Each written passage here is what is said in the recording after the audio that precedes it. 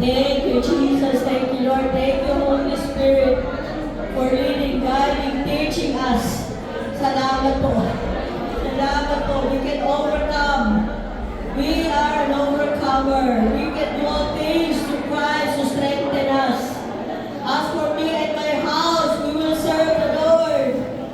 Oh, yes, God. Yes, Lord. Isa lamang ang sumampalataya. Ang sambayan namin ay maliligtas.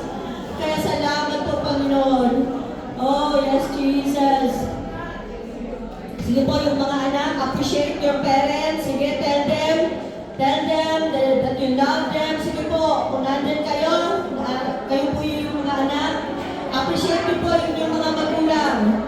Oh, salamat sa bawat magulang. Salamat, Lord.